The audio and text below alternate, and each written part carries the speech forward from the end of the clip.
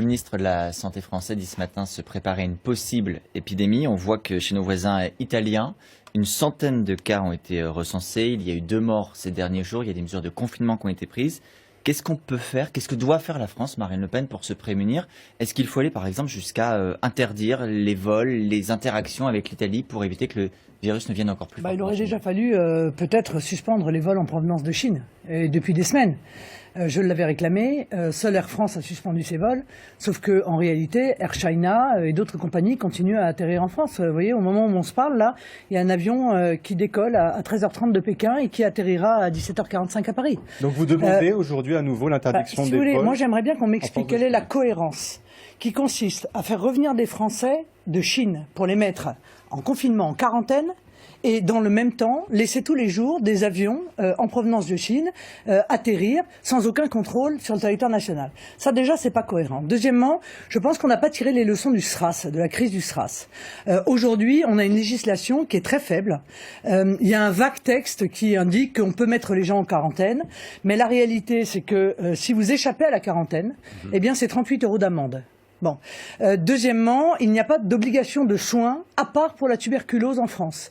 Il faut à tout prix qu'on élève le niveau de notre législation au niveau de danger que peut représenter une épidémie comme le coronavirus. Et puis, il y a évidemment une grave inquiétude sur nos capacités, notamment en matière de médicaments, de masques, etc.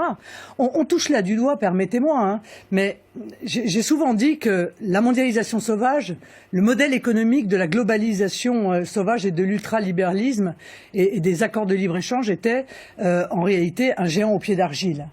Le moindre grain de sable peut enrayer la machine. Mais là, c'est même plus petit qu'un grain de sable. C'est un virus. Mais la France n'est pas armée pour ça, vous dites ce matin? Mais absolument pas. La France n'est pas armée pour une raison très simple, c'est que 80% des principes actifs des médicaments sont fabriqués en Asie et plus particulièrement en Chine. C'est-à-dire que nous risquons de nous retrouver demain, à force d'avoir délocalisé, nous risquons de nous retrouver demain en pénurie de médicaments. J'ai interrogé le gouvernement lors des questions au gouvernement il y a quelques jours de cela, et la réponse de Mme Buzyn, qui était encore pour quelques heures ministre de la Santé, était dérisoire. Olivier Véran, le nouveau ministre de la Santé, dit que la France est armée. Ce matin encore dans le journal du dimanche. Non, mais il peut pas dire la France est armée parce que en réalité, aucun des pays qui ont opéré ces délocalisations massives n'est armé. Si demain la Chine est en partie à l'arrêt, il y a déjà des grandes chaînes, notamment automobiles, qui se sont arrêtées purement et simplement. En Corée du Sud, en Europe, au Japon, parce qu'il n'y a plus de pièces. En Italie, il y a déjà. Il n'y a plus de pièces qui arrivent. Et bien pour les médicaments, c'est évidemment beaucoup plus grave. Donc c'est vrai que nous sommes actuellement dans un risque prochain, à court terme et peut-être à moyen terme, de pénurie d'un certain nombre de médicaments sur lesquels nous n'avons pas aujourd'hui les capacités de production. Et prenons juste l'exemple des masques. C'est intéressant les masques, parce que les masques, on voit bien qu'aujourd'hui tous les masques partent vers le milieu hospitalier quand ils sont disponibles, c'est-à-dire quand ils ne sont pas déjà vendus à des clients étrangers, puisque par définition, eh bien, les entreprises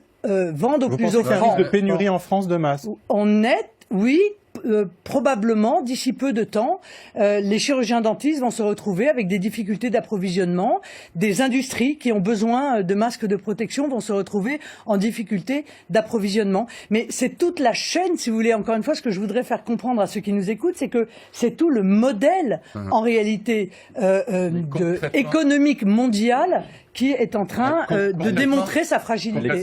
Est-ce qu'on peut être conduit à prendre des mesures de fermeture des frontières, par exemple, par rapport à l'Italie? Est-ce qu'il faut faire, dans certains endroits d'Italie, il y a les écoles qui sont fermées, les administrations qui sont fermées? C'est des choses qu'il faut envisager? De toute façon, y a-t-il une autre possibilité que celle-là? Si vous vous retrouvez avec une situation d'épidémie sur le territoire national, il n'y a pas d'autre aujourd'hui de moyen que le confinement. Mais est-ce qu'il faut fermer la frontière avec l'Italie au moment où nous nous parlons?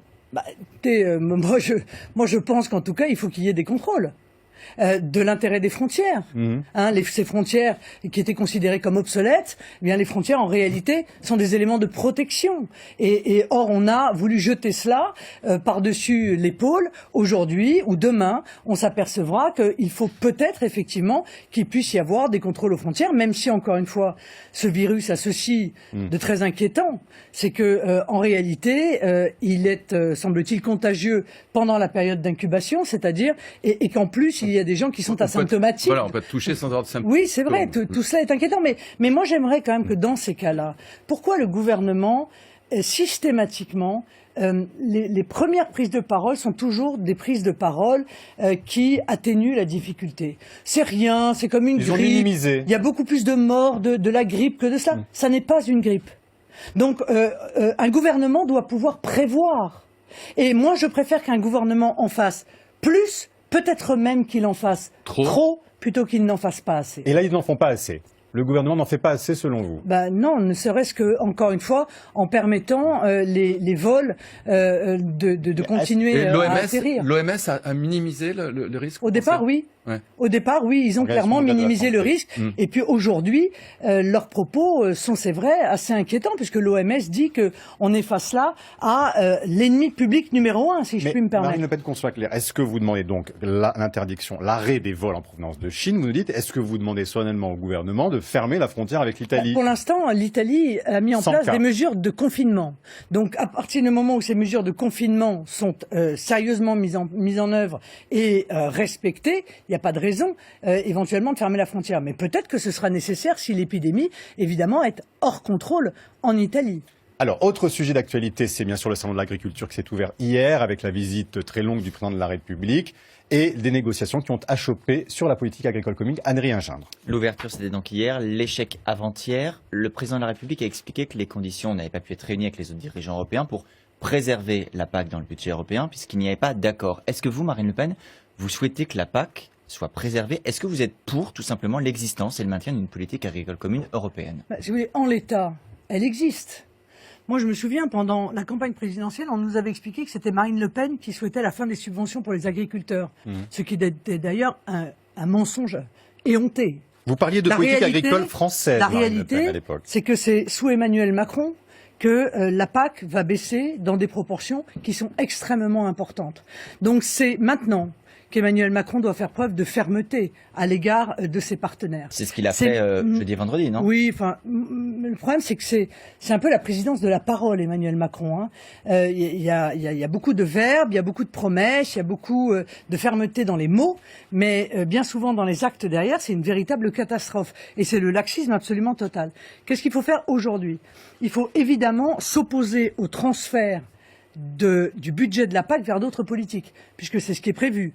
Une partie vers le Green Deal, une partie... Environnement, défense numérique, c'est ce que dit la Commission européenne. Et puis migration aussi, et puis gestion des migrants aussi, on oublie de le dire, mais c'est une réalité. Il faut évidemment maintenir l'enveloppe française telle qu'elle est actuellement, c'est-à-dire de 9,1 milliards d'euros par an, pendant la période. Mais comment vous contraignez les autres pays européens à accepter ça, si les autres pays européens ont envie d'aller vers autre chose? Si les pays européens veulent tuer l'agriculture française, comment on fait? Je crois qu'il faut à ce moment-là reprendre nos billes sur l'agriculture. Parce qu'il y a un moment donné, si votre voisin veut vous tuer, qu'est-ce que vous faites? Mais ça veut dire vous le laissez vous tuer? Marine Le Pen. Si le type de la copropriété, si un de vos copropriétaires veut votre mort, vous faites quoi?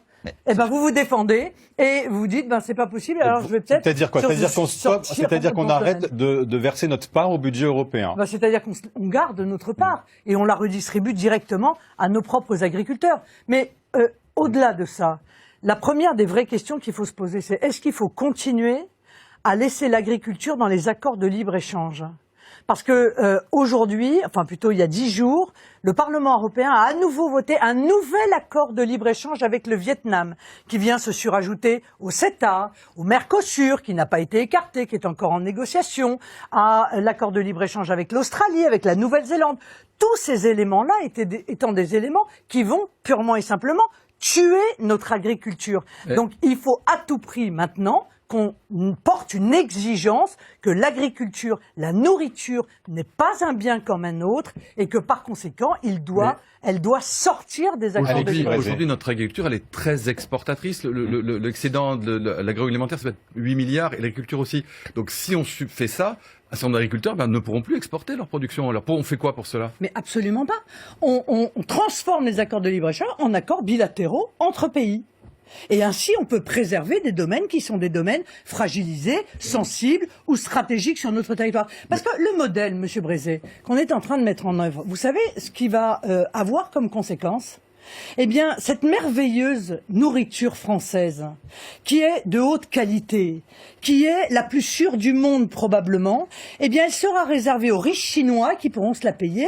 Et quant aux pauvres Français, eh bien, eux, ils mangeront les poulets pourris qui nous arrivent du Brésil ou les saumons transgéniques du Canada. Bien, moi, je ne veux pas ça. On entend pour le votre peuple attachement. Alors, français. on s'interroge parce qu'en même temps, on attend votre attachement à la politique agricole connue. Et en même temps, vous n'avez de cesse de critiquer cette Europe. Donc là, pour l'agriculture, elle a des vertus.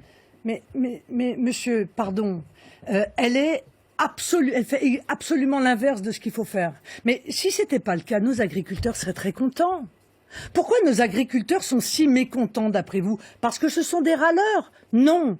Parce que la réalité de la politique agricole commune aujourd'hui et la manière dont elle est gérée va à l'encontre de leurs intérêts. Pourquoi? Moi, je vous pose des questions, puisqu'on parle de l'Union européenne. Rien que pour ça, l'Union Pourquoi est-ce européenne qu'on a ne donne sa pas raison raison aux agriculteurs sur leur réclamation de traçabilité? Puisqu'aujourd'hui, nous ne bénéficions que d'une dérogation pour pouvoir mettre en œuvre la traçabilité. Pourquoi est-ce qu'on ne met pas la traçabilité pour les produits transformés?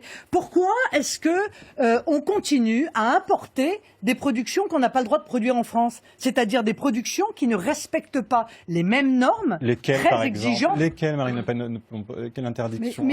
Mais 1000, Monsieur Sportouche, 1000 le bœuf américain, les cerises qui sont produites avec un insecticide qui est interdit en France. Je pourrais vous donner 1000 exemples. Pourquoi est-ce qu'on ne fait pas ce que d'ailleurs réclame la FNSE, avec laquelle je suis pas toujours d'accord, mais sur ce sujet, je suis d'accord. Importons uniquement l'agriculture que nous voulons, c'est-à-dire celle, encore une fois, que nous produisons et qui respecte des normes qui nous obligent et qui sont aussi un déficit de compétitivité pour nos agriculteurs, parce que ça coûte plus cher de respecter ces normes-là. Mais c'est un choix de société. Et ce choix de société-là, eh bien, il faut que nous l'assumions et que nous le défendions. Alors, un mot sur le président de la République. Hier, on le disait, il a inauguré le salon de l'agriculture. L'accueil a été plus cordial que par les années précédentes. Ça s'est relativement bien passé. Il y a eu un petit moment qui a été remarqué, c'est le moment où Éric Drouet, ancien gilet jaune, a été momentanément interpellé, placé en garde à vue pour rébellion après avoir essayé de s'approcher du chef de l'État. Est-ce que vous saluez l'action des policiers qui ont évité que la visite présidentielle soit perturbée? Moi, je ne vais pas commenter les agitateurs professionnels qui cherchent le moment de buzz, qui cherchent à ce que vous parliez d'eux d'ailleurs aujourd'hui. Moi, ce qui m'intéresse, je vais vous dire, c'est que le salon de l'agriculture ne devienne pas un musée. Vous voyez, où on va voir comment ça se passait avant. Ah, ça a disparu, j'aimerais bien savoir comment ça se passait avant. Comme il y a aujourd'hui en France des musées de la chaussure, parce qu'il n'y a plus d'industrie de la chaussure, parce qu'il n'y a plus d'industrie textile, parce qu'il n'y a plus de sidérurgie.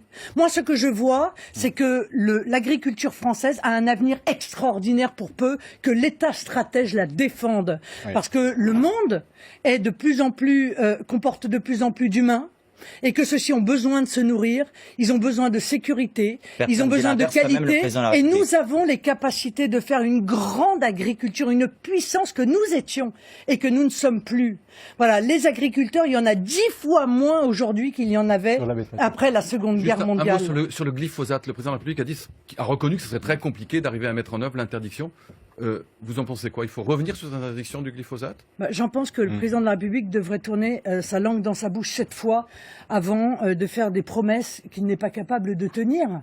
Parce que c'est ça le problème. Quand on est président de la République, on ne dit pas qu'on va interdire le glyphosate tout en sachant pertinemment qu'on n'est pas en situation aujourd'hui, parce qu'on n'a pas en réalité de substance de remplacement de manière massive pour le faire. Et si vous arrivez au pouvoir, vous le réautorisez? Moi, je pense qu'il faut se donner un délai. pour pouvoir remplacer le glyphosate. C'est clair. De combien de temps? Et il faut investir aussi dans la recherche, parce que c'est pas le tout, mais il faut trouver On parle à quelle échéance, Marine Le Mais Pen? comment voulez-vous que je vous donne une échéance? À quelle échéance on va trouver le virus? On va trouver le vaccin contre le coronavirus? Oui, mais Ça c'est en dépend fixant du des- travail c'est en des fixant des chercheurs. échéances aussi Donc que vous ça pouvez dépend des obtenir des- investissements que l'on Donc accorde. on les moyens l'interdit pas permettent tant qu'on n'a pas chercheurs. trouvé la solution de remplacement. Mais on l'interdit pas tant qu'on n'a pas trouvé, D'accord, évidemment. c'est clair. Ok. Même si, encore une fois, sur le sujet du glyphosate, il faut se poser des questions. Moi, je me les pose. Alors. Mais il n'y a pas que le glyphosate. Hein. Ça vous ennuie pas que je parle une toute petite minute du chlordécone? Parce qu'on parle jamais de l'outre-mer. On ne parle jamais, en l'occurrence, des Antilles. Ils sont confrontés à un problème sanitaire majeur pendant des années et des années, alors que toute une série de pays, dont les États-Unis, avaient considéré cette substance du chlordécone cancérigène. Eh bien, pendant des décennies, on a continué à l'autoriser en France dans les cultures. Aujourd'hui, l'outre-mer se retrouve dans une situation qui est terrifiante.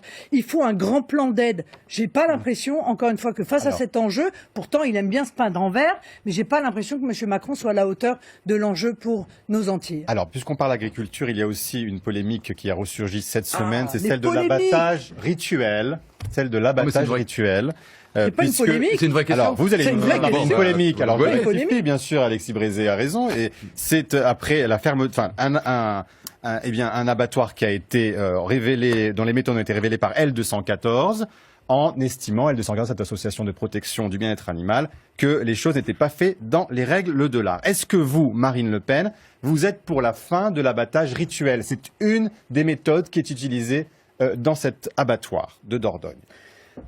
Abattage rituel musulman Moi, je suis frappé, et si juif. vous voulez, de voir.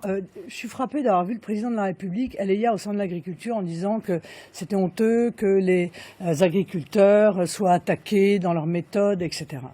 Regardez l'abattage sans étourdissement préalable. Bon. Qui contrevient d'ailleurs aux règles, aux directives de l'Union européenne. Hein. Donc l'abattage rituel est sans Vous étourdissement. voyez, là, le problème, c'est que ce sont les agriculteurs qui payent, en termes d'image, une méthode qui est majoritairement rejetée par les Français parce qu'elle est affreusement cruelle pour les animaux. Et elle est cruelle et elle est gratuite. Ça fait des années qu'on aurait dû interdire cet abattage sans étourdissement préalable.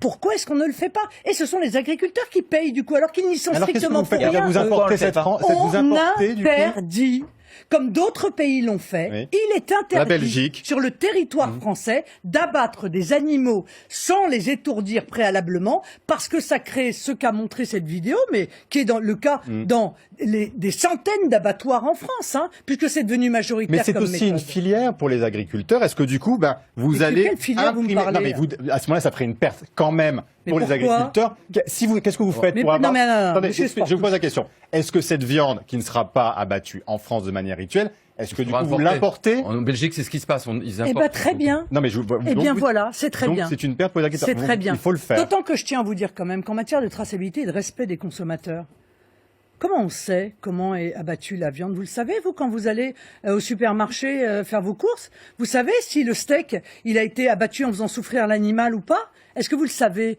Vous savez que vous avez peut-être payé une taxe de certification à une religion sans même qu'on vous le demande? Est-ce que vous le savez?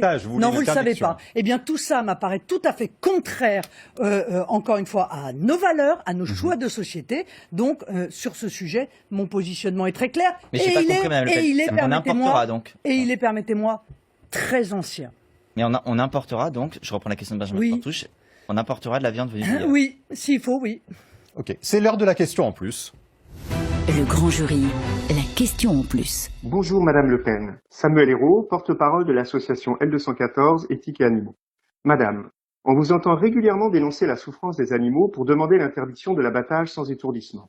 En revanche, on ne vous entend jamais demander l'interdiction d'autres pratiques cruelles traditionnelles comme le gavage, la chasse à la glu ou la corrida.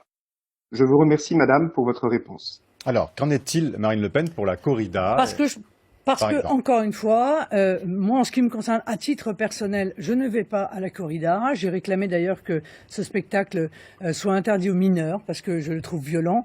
Il s'avère que c'est une tradition non pas nationale, comme ça a été tenté d'être introduit, mais c'est une tradition régionale, et je suis donc resté sur ce positionnement-là. Quant au reste, si, ça m'arrive de dénoncer le broyage des poussins, et d'ailleurs c'est intéressant, parce que en réalité, on s'aperçoit qu'il y a des méthodes maintenant, que quand on dit une méthode est insupportable, à ce moment-là, les chercheurs cherchent et figurez-vous, ils trouvent des moyens de connaître le sexe des œufs pour éviter les naissances et donc le broyage le gavage, des poussins. il parlait là le gavage des oies et des canards. C'est-à-dire, est-ce qu'on est pour l'interdiction du foie gras? La réponse est non. Enfin moi, je ne suis pas pour l'interdiction du foie gras. Autre sujet d'actualité, eh bien les annonces par Emmanuel Macron dans sa lutte contre le séparatisme, comme il Le dit séparatisme désormais. Adrien islamiste, comme le dit le président de la République. On va rappeler quelques-unes des mesures annoncées cette semaine pour bien savoir de quoi on parle. Le président a indiqué que la France cesserait d'accueillir des imams détachés envoyés par d'autres pays, qu'il mettrait fin à l'accueil de psalmodieurs reçus chaque année durant le ramadan. Il a également annoncé un contrôle renforcé des financements des lieux de culte ou encore la disparition prochaine des enseignements en langue et culture étrangères. Est-ce que ce sont des mesures que vous saluez, Madame Le Pen? La posture d'Emmanuel Macron dans ce domaine est une imposture. Car les mesures dont il a parlé sont en même temps dérisoires et mensongères. Pourquoi mensongère? Mensongère parce que, par exemple, pour l'interdiction des imams étrangers, c'est en 2024, c'est-à-dire quand il ne sera plus président de la République. Donc à ce compte-là, on peut faire beaucoup de promesses. Il laisse les imams en poste finir voilà. leur mission. Il en a, d'ailleurs, il a accordé 360 visas de ce type, pas plus tard qu'en mai dernier. Vous voyez, ça, à l'époque, ça lui posait pas de difficultés. Apparemment, les psalmodieurs, c'est pour tout de suite, lors du ramadan. C'est ce qu'il a l'air de dire. Ah, bah écoutez, on verra bien. On verra bien. Bon. Sur l'ELCO, alors je vous en parle même pas. Quant au financement des mosquées par des fonds étrangers, alors il veut pas les supprimer, lui. Hein. Il veut la transparence. Il veut les régulariser. Voilà. En réalité, il veut les contrôler. Non, les légitimer, les légaliser en quelque sorte. Avec une transparence des fonds. D'où viennent ces fonds? Voilà ce à quoi s'est engagé dans la République. D'accord. Ça l'intéressait pas trop de savoir d'où venaient les prédicateurs, parce que si ça l'intéresse, je pourrais lui dire qu'elles viennent du Pakistan, qui est un pays très en accord avec les valeurs, bien entendu, que nous défendons, hein. C'est-à-dire terrifiant, ok. Ils viennent d'Arabie Saoudite. Ça l'a pas trop dérangé. Pour vous, il y a des prédicateurs du Pakistan et d'Arabie Saoudite? Oui, les psalmodieurs, ils viennent d'Arabie Saoudite et du Pakistan. Et voilà, oui, donc tout ça, c'est dérisoire. Pour lutter contre le communautarisme, il faut toute une série de mesures. C'est un écosystème qu'il faut intégralement revoir, car les situations, je vous le dis, est catastrophique. Ces mesures, elles sont multiples, elles passent d'abord par les frontières, permettez-moi de vous le dire. C'est-à-dire que si on continue avec l'immigration massive, par définition, on va continuer à nourrir le fondamentalisme islamiste, qui est un fondamentalisme d'importation. Voilà. Ça, c'est la première chose. Il faut expulser les islamistes fichés S. Toujours, rien n'a été décidé sur ce sujet. Il faut fermer les mosquées islamistes. Oh, j'ai vu M. Castaner venir se réjouir, il en a fermé 2 cette année. 2 sur 100, 120. C'est une véritable honte. C'est se moquer du monde. Il faut dissoudre les associations islamistes.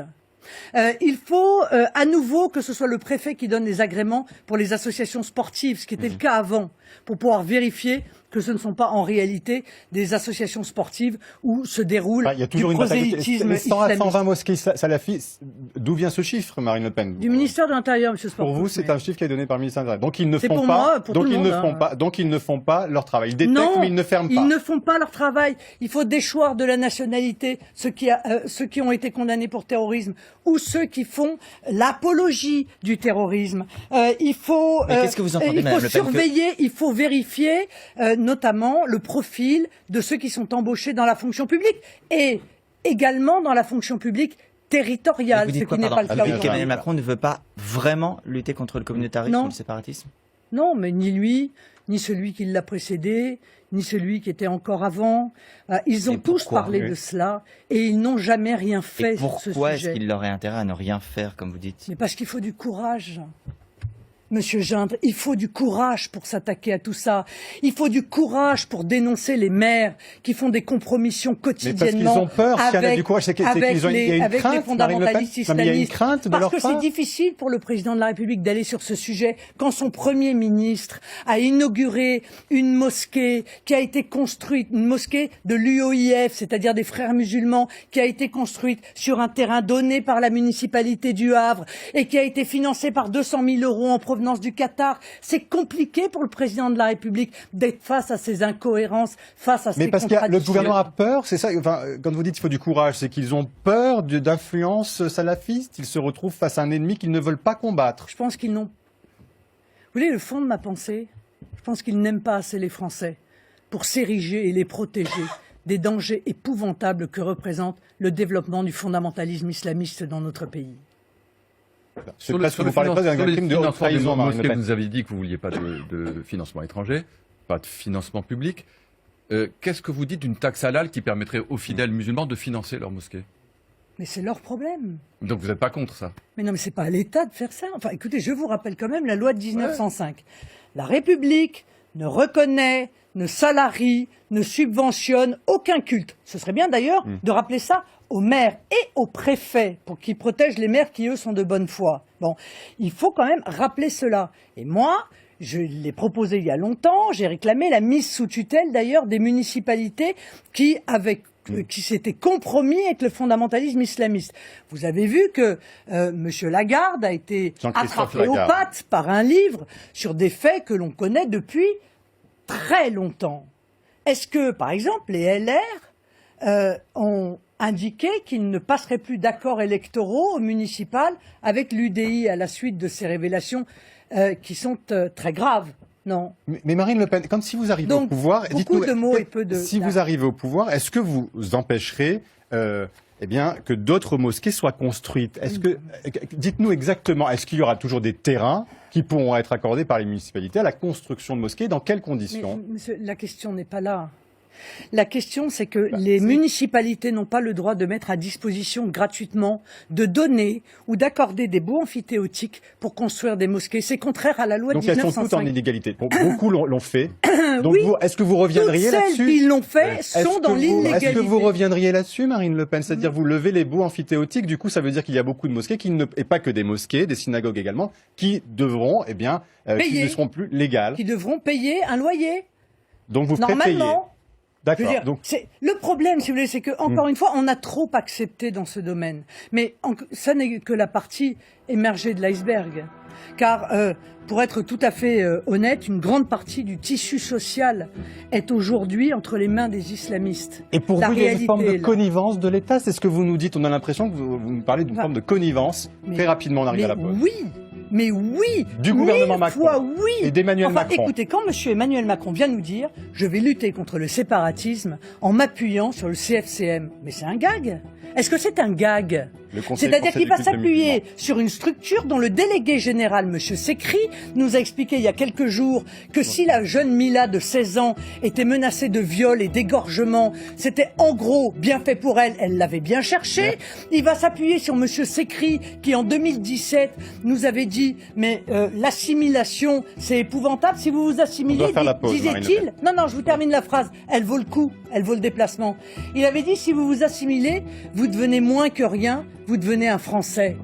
C'est sur cet homme-là, sur cette structure-là, que M. Macron va s'appuyer. Alors moi, je vais vous dire, la première des choses à faire, c'est de déterminer que toutes les organisations fréristes, c'est-à-dire attachées aux frères musulmans ou salafistes, eh bien, il faut aujourd'hui les dissoudre. Et on réglera, croyez-moi, le problème du fondamentalisme islamiste. On se retrouve dans quelques minutes pour la suite de ce grand jury de Marine Le Pen. À tout de suite.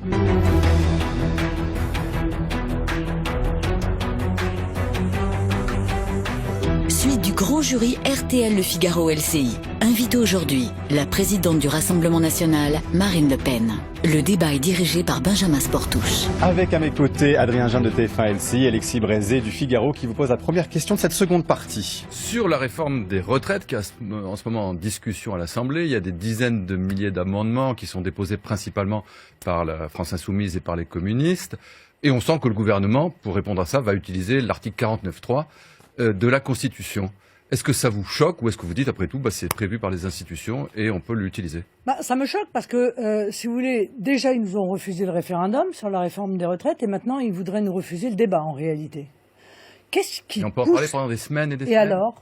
Et alors il s'agit là d'une réforme qui touche à la période de la vie des millions de Français après qu'ils aient arrêté de travailler. C'est un sujet majeur. C'est un des piliers de notre protection sociale.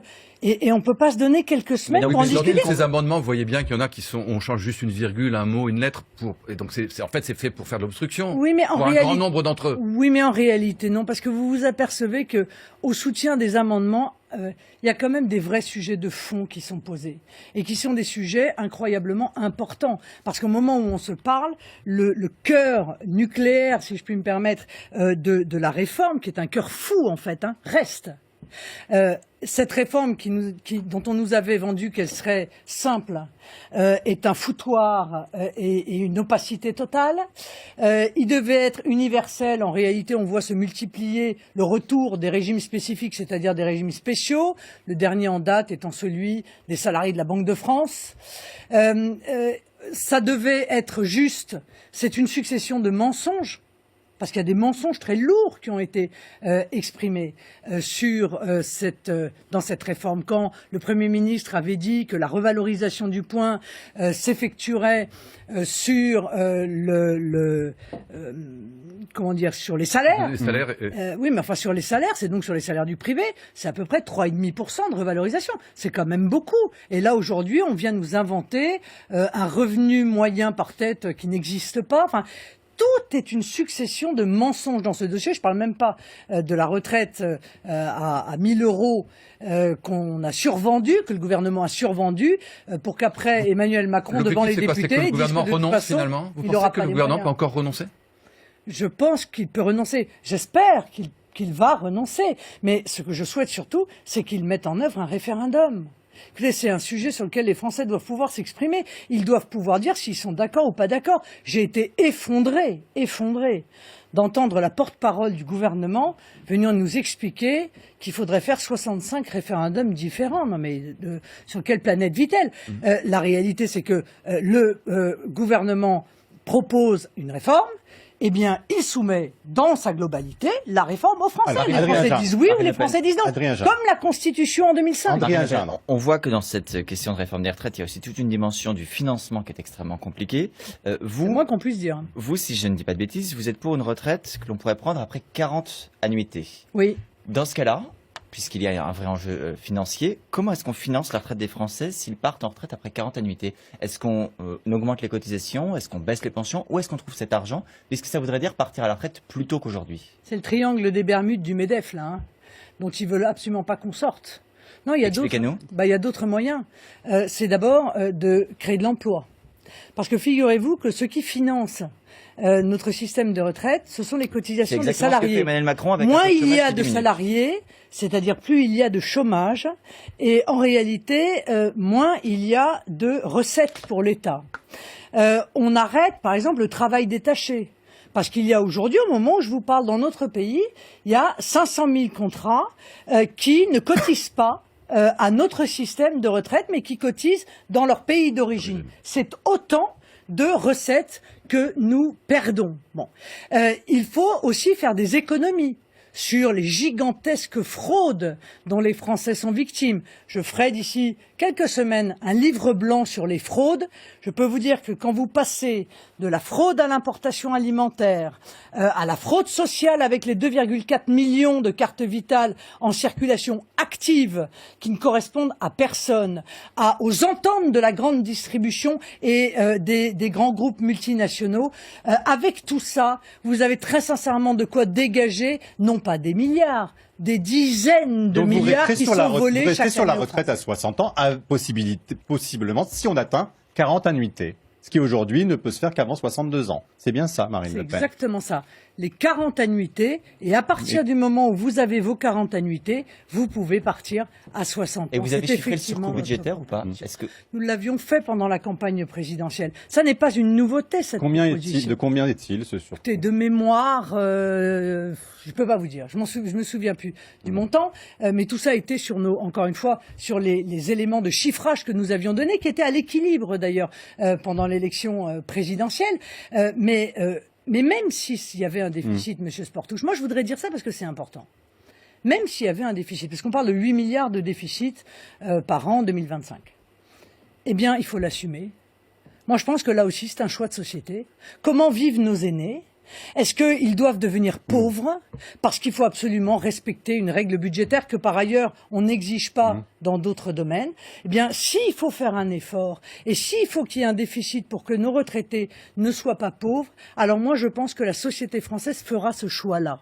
Voyez, et comme c'est son argent, figurez-vous, ce serait bien qu'on lui pose la question. Si vous arrivez aux responsabilités, vous serez amené à gérer le budget de la France et vous avez, dans votre parti, et certains s'interrogent, des difficultés financières. Alors, les Français se disent, mais est-ce que c'est un bon exemple que de ne pas pouvoir gérer sainement les recettes de son parti et de prétendre gérer la France? Que répondez-vous? Je rappelle que vous avez un déficit cumulé de 19 millions d'euros, Marine Le Pen. À la différence de la France, nous n'avons pas accès aux banques.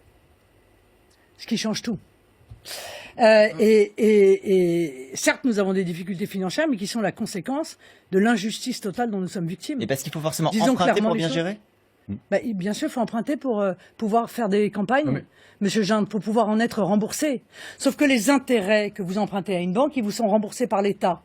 Et nous, comme nous ne pouvons pas emprunter à des banques et que nous empruntons aux Français, eh bien, les intérêts que nous leur versons ne sont pas remboursés par l'État. Je vais vous donner juste un chiffre pour la présidentielle. Vous savez combien ça nous a coûté, ça, d'injustice par rapport aux autres candidats? 800 000 euros d'intérêts que nous avons dû, évidemment, payer de notre poche. Eh bien, d'élection en élection, à cause de ce système-là, nous nous appauvrissons. Alors, nous allons nous tourner...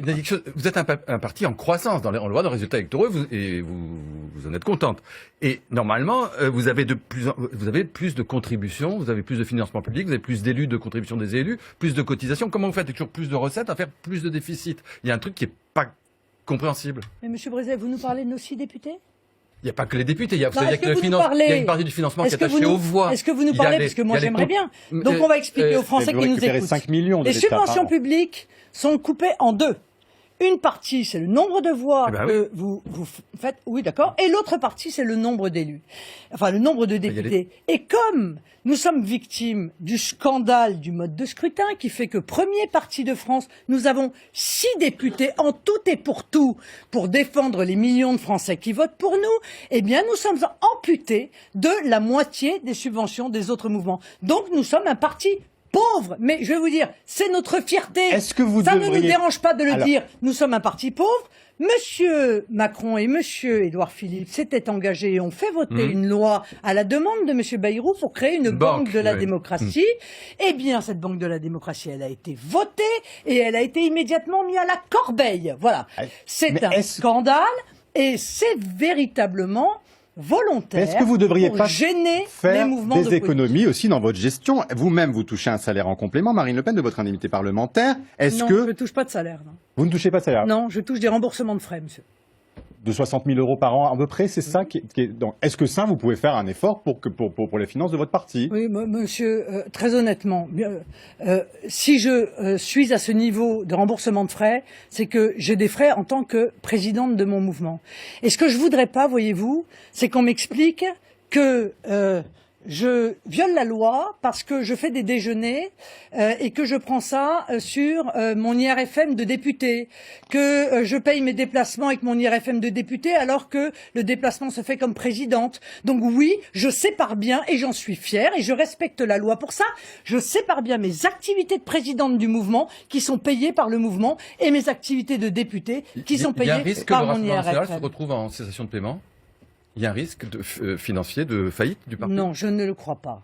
Très honnêtement, je ne le crois pas parce que nous lançons un grand emprunt national auprès de nos compatriotes que nous allons rémunérer à 5%, c'est-à-dire 10 fois plus que la rémunération du livret A. C'est ça, parce que c'est très intéressant. Mais comment vous faites pour rémunérer à 5% alors qu'aujourd'hui le moindre emprunt c'est 1% au maximum? Eh bien justement parce que nous avons besoin de financer notre mouvement et donc nous allons nous tourner vers les Français. Nous allons leur offrir d'ailleurs des garanties appuyées sur notre subvention future pour pouvoir continuer à défendre leurs idées parce que c'est ça en réalité. Marine Le Pen, nous faisons de la politique avec cet argent. Combien avez-vous récolté? Vous l'avez lancé il y a 2 semaines. Est-ce que vous avez lancé, cette collecte a commencé? Est-ce que vous pouvez nous dire combien vous avez récolté à ce jour? Je veux bien tout vous dire combien. Non, on n'a pas démarré en l'occurrence. D'accord. Quand est-ce que vous démarrez? Mais moi j'aime la transparence. Je voudrais qu'elle s'applique aussi à l'ensemble des médias d'ailleurs. Savoir qui est payé quoi, pour faire quoi une fois par semaine, des trucs comme ça quoi. C'est l'heure de questions express. Le grand jury, questions express. Pour ou contre Marine Le Pen, la suppression du statut de réfugié politique pour Piotr Pawlinski? Mais évidemment que oui. Évidemment que oui, mais pas que lui. Ce qui est quand même incroyable dans notre pays, c'est qu'il suffit qu'un ministre soit victime de quelqu'un qui a obtenu l'asile et qui se comporte absolument n'importe quoi en violant toutes les règles de notre pays, mais en revanche, toutes les victimes de viols, de meurtres, de séquestration, de cambriolage par des demandeurs d'asile ou par des gens qui ont obtenu l'asile, eux, ils devraient continuer à financer leur présence sur le territoire. Donc, clairement, pour moi, les choses sont claires. On a donné l'asile n'importe comment, et ce monsieur russe en est la démonstration. Et deuxièmement, quand on vient demander l'asile et qu'on l'obtient, on se comporte de manière impeccable dans le pays. Sinon, on repart de là où on est venu. Pour ou contre, Marine Le Pen, la réouverture de Fessenheim? Je suis pour. On peut pas. C'est fermé, mon pauvre monsieur. Oui, on n'ouvre pas, c'est pas un robinet de gaz, quoi. Vous regrettez qu'elle ait été fermée. Vous regrettez qu'elle ait été fermée. Voilà, d'accord. Parce que c'est pas la gazinière, hein. Et il est éteint, c'est fini, c'est terminé. Et c'est un véritable scandale parce que c'est une décision politique. Donc vous êtes pour le nucléaire, Marine Le Pen? Oui, je suis pour le nucléaire. Parce que vous avez cru penser qu'en 2016, vous étiez c'est une énergie dangereuse. Mais oui, bien sûr, c'est une énergie qui potentiellement comporte des dangers. Mais pour l'instant, c'est une énergie qui est décarbonée. Donc, sur le plan écologique, c'est évidemment beaucoup plus intéressant que les épouvantables milliers d'éoliennes qui sont en train de nous coller partout et dont on nous explique que c'est une énergie verte. J'aimerais bien savoir par quel bout, parce qu'il y a quand même 1200 mètres cubes de béton sur 18 mètres qu'on coule dans des champs. On est incapable, d'ailleurs, de retraiter même les pales. Vous voyez, les pales des éoliennes, vous savez ce qu'on en fait? On les enterre. C'est bien, c'est écologique, ça, hein? Bon. Donc, oui, bien sûr, je suis pour le nucléaire. Non, il fallait pas fermer Fessenheim. C'est une décision politique et pas du tout une question de sécurité. Puisque d'ailleurs, je vous donne cette information, la petite sœur jumelle de Fessenheim, elle est actuellement aux États-Unis, à Beaver Valley, et en l'occurrence, elle a été, par l'agence de sécurité américaine, elle a été prolongée jusqu'en 2040. Pour ou contre, Marie Le Pen, la suppression de l'ENA? Puisqu'il y a un rapport qui a été rendu cette semaine pour sa refondation. Est-ce que vous êtes pour ou contre la suppression de l'ENA? Oui, je pense qu'il faudrait effectivement la refonder, mais pas selon les pistes qui ont été abordées là. Alors, nous en venons au municipal, et une première question, Adrien, sur Paris. Il y a un candidat qui est soutenu par le Rassemblement national, Serge Federbusch. On voit en même temps qu'il y a un mouvement autour de Rachida Dati. Les dernières enquêtes d'opinion l'accréditent de bonnes intentions de vote. Est-ce que votre candidat pourra éventuellement au second tour soutenir Rachida Dati pour qu'une politique centrée sur la sécurité et la propreté puisse voir le jour à Paris? J'aime bien, excusez-moi de sourire, mais toutes les deux, elles sont sur le même créneau. Hein. Toutes les deux. Buzyn et Rachida Dati, aujourd'hui il y a deux quotidiens, il y en a une c'est propre et sûr et l'autre c'est sûr et propre, quoi. Bon, bon, mais c'est on verra. bonnet et bonnet blanc pour vous. Mais nous verrons comment se déroulera le second tour. Ce qui est sûr, c'est que la politique qui a été menée par Madame Hidalgo est un drame pour notre capitale et pour ses habitants. Ça, c'est une certitude.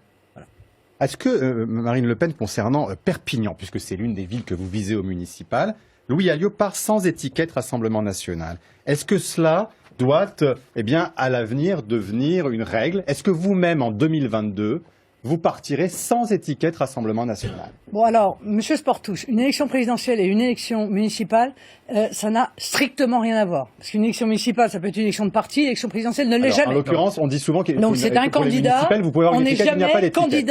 On n'est jamais candidat de son parti au présidentiel, on est le candidat soutenu par un parti au présidentiel. Ça, c'est une première chose. Non, mais vous aviez été soutenu. Deuxièmement, ça dépend retirer de la notoriété.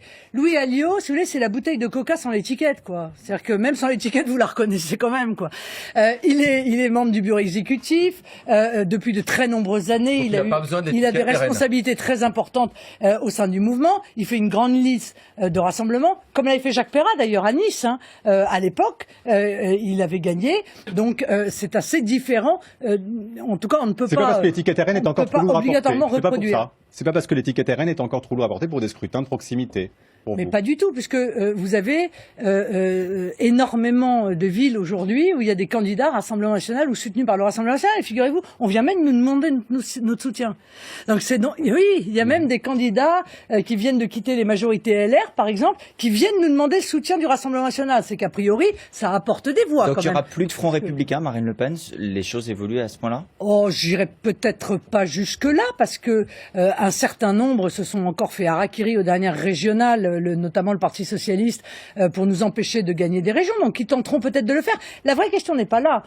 Est-ce que les responsables politiques perdront leurs mauvaises habitudes? J'en suis pas convaincu. Est-ce que les électeurs les suivront encore? Ça, c'est une autre question. Est-ce que Marine Le Pen, vous-même, puisque vous êtes candidate en 2022, je le disais en introduction de cette émission, pourquoi être parti aussi tôt? Est-ce que c'est pour, par exemple, avoir des mécènes pour votre campagne? On peut se poser la question, puisque vous avez un problème de financement de votre parti. Est-ce que c'est pour assécher toute concurrence? On parlait de Marion Maréchal, on parle du général de Villiers, on parle d'autres candidatures du côté... Ouais, on parle même de Hanouna, vous voyez. Alors, globalement, est-ce que c'est pour être hégémonique dans votre camp? Non, pas du tout, M. Sportouche. J'ai annoncé ma candidature d'abord parce que j'ai pris ma décision. Et figurez-vous qu'à la différence des autres responsables politiques, moi, je joue pas la fausseté hypocrite consistant à dire je réfléchis, je ne sais pas, j'attends qu'on m'appelle, enfin je ne sais quoi. Je pense que les adhérents du mouvement aujourd'hui souhaitent que je sois candidate. Et par conséquent, je présenterai cette candidature devant eux au prochain congrès. Et puis surtout, je pense que les Français ont besoin d'espoir. Ils ont besoin de voir une lumière au bout du tunnel. Et quand ils parce vous qu'ils disent, n'en les peuvent Français, plus de qu'ils la ne veulent pas politique du qui est menée duel, par Emmanuel ils ne veulent Macron. pas du duel entre vous et Emmanuel Macron. Ils sont 59% à penser qu'il se produira tout de même, mais 8 Français sur 10 rejettent cette éventualité-là. Est-ce que c'est pas un désaveu pour vous il faut qu'ils arrêtent de voter pour Emmanuel Macron, hein, c'est tout. Non, mais ils veulent pas de duel entre vous et lui. Oui, justement, il faut qu'ils arrêtent de voter pour lui. Et si vous perdez, Et comme ça, il y aura Marine Le Pen contre quelqu'un d'autre. Donc Marine Le Pen toute seule, oui, mais c'est plus une élection, Marine Le Pen. Adrien Germain. Juste une question. Est-ce que vous laisserez de côté la présidence du Rassemblement National pour être candidate? J'y réfléchis. À l'abandonner, la présidence. Et elle a confié un proche. Oui, je réfléchis à pouvoir me présenter comme candidate de tous les Français.